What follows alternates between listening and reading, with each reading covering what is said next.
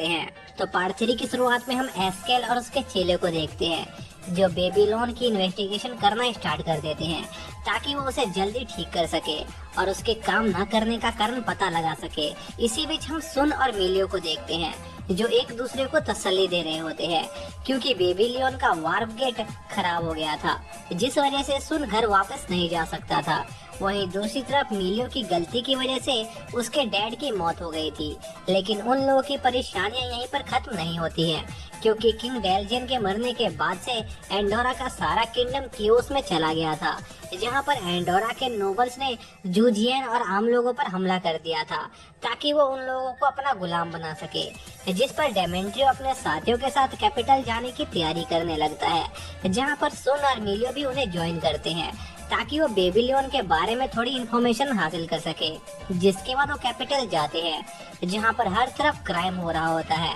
और नोबल्स आम लोगों को बंदी बना रहे थे। जिस पर डेमेंट्री और उसका ग्रुप उन लोगों की जान बचाते हैं जिस पर उस विलेज के लोग उन्हें खाना पीना देते हैं और कैपिटल में हो रहे सारे दंगों के बारे में बताते हैं। इसी बीच हम उसी लॉर्ड को देखते हैं जो डेमेंट्रियो से अपनी हार को लेकर काफी गुस्से में होता है। कभी कोई इंसान उस आदमी को जान से मार देता है और वो आदमी कोई और नहीं बल्कि वो लायन जूजियन होता है जो वार्प गेट से सरफेस तक ट्रेवल नहीं कर पाया था और कुछ इविल स्पिरिट ने उसकी बॉडी पर कब्जा कर लिया था। जिसके बाद डेमेंट्री और उस जूजियन के बीच में फाइट होने लगती है जहां पर वो लायन जूजियन डेमेंट्री को जान से मारने वाला होता है लेकिन गिदोरा सही समय पर वहां आकर उसे बचा लेता है और उस लायन जूजियन से लड़ने लगता है क्योंकि उसने उसके सभी साथियों को जान से मार दिया था और लड़ाई के दौरान गिदोरा उस लायन जूजियन को काफी घायल कर देता है जिस पर वो वहां से भाग जाता है। और अब जब किंग की डेथ हो गई थी तब गिदोरा के पास कोई मकसद नहीं बचा था इसलिए डेमेंट्रियो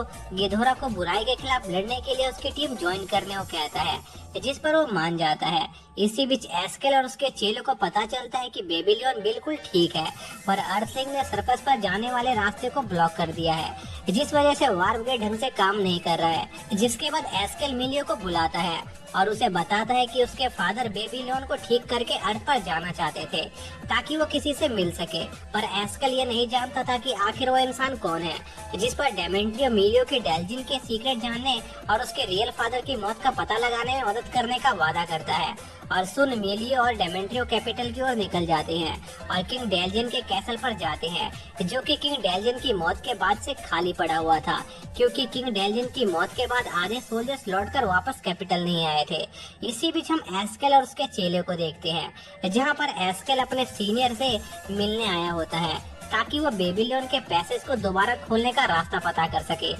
इसी बीच एस्केल का सीनियर उन्हें बताता है कि कैपिटल पर कुछ अजीब से क्रिएचर ने अटैक कर दिया है। इसी बीच हम मिलियो को देखते हैं जो अपनी रॉयल आर्मी और डेमेंट्रियो के साथियों के साथ मिलकर उन मॉन्स्टर का सामना कर रहा होता है और हमें पता चलता है कि उन मॉन्स्टर के यहाँ आने का कारण वो लायन जूजियन था जो हाफ मॉन्स्टर बन गया था। जिस पर वो लोग उस जूजियन से लड़ने लगते हैं जहां पर वो लोग लड़ाई के दौरान उस लायन जूजियन को बहुत घायल कर देते हैं जिस पर वो वहां से भाग जाता है और उसके वहां से जाते ही वो मॉन्स्टर भी वहां से गायब हो जाते हैं। जिस पर डेमेंट्रियो उस जूजियन को हमेशा के लिए मारने का फैसला करता है जिस पर गिधोरा और डेमेंट्रियो के कई सारे साथी उस जूजियन को मारने उसके पीछे निकल जाते हैं। इसी बीच एस्केल और उसके चेले को एक खतरनाक बात पता चलती है कि एंडोरा के वार्प पार्टिकल्स की गिरावट में और ज्यादा तेजी आ गई है और अगर ऐसा चलता रहा तो जल्द ही एंडोरा तबाह हो जाएगा। इसलिए वो दोनों इसकी जड़ का पता लगाने में जुट जाते हैं। इसी बीच मिलियो और सुन उसी जगह जाते हैं जहां पर सुन पहली बार अपीयर हुआ था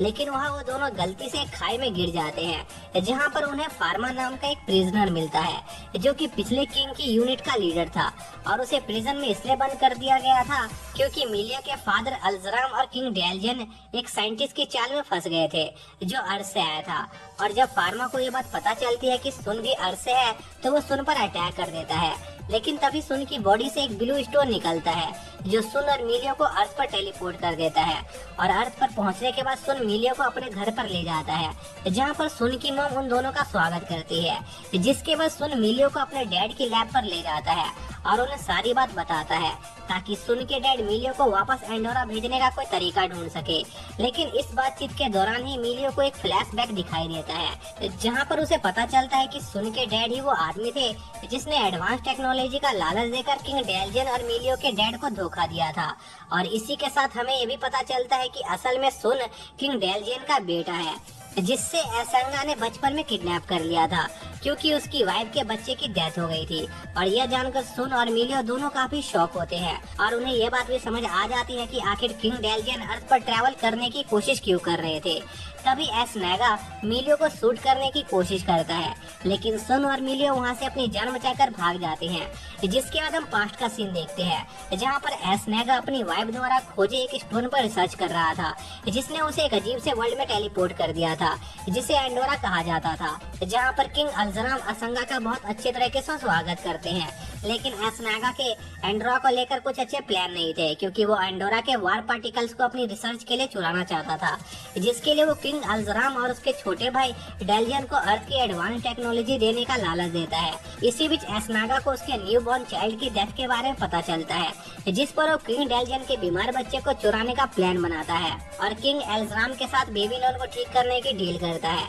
जिससे वो लोग अर्थ पर डेलजियन के बच्चे का इलाज कर सकते थे और किंग अल्जराम को अर्थ घुमा सकते थे, जिस पर किंग अल्जराम तैयार हो जाते हैं। लेकिन जैसे ही बेबीलोन काम करने लगता है एस नागा किंग अल्जराम को धोखा दे देता है और उन्हें जान से मार देता है। जिसके बाद हम प्रेजेंट का सीन देखते हैं जहां पर मिलियो और सुन के गायब होने की खबर हर जगह फैल चुकी होती है जिस पर डेमेंट्री और उसके साथी उन्हें खोजना शुरू कर देते हैं। वहीं दूसरी तरफ मिलियो और सुन एस नागा के पुराने वर्कशॉप पर जाते हैं ताकि वो एंडोरा से चोरी हो रहे वार पार्टिकल्स के बारे में कुछ पता लगा सके, जहां पर उन्हें पैराब्लू टेक्नोलॉजी के बारे में पता चलता है जो एस नागा के हार्ट में ट्रांसप्लांट था। असल में पैराब्लू एक स्टोन था जो किसी ऑब्जेक्ट या ह्यूमन को एंडोरा और अर्थ के बीच में ट्रैवल करने की पावर देता था। और इस इंफॉर्मेशन को जानने के बाद सुन और मिलियो को लगता है कि उनका एस नागा को रोकने का प्लान काम कर सकता है। इसी बीच एंडोरा में एस्केल और उसका चेला सभी को पैराब्लू के बारे में बता रहे होते हैं जिससे वो लोग दोनों रिलैम के बीच में ट्रैवल कर सकते थे।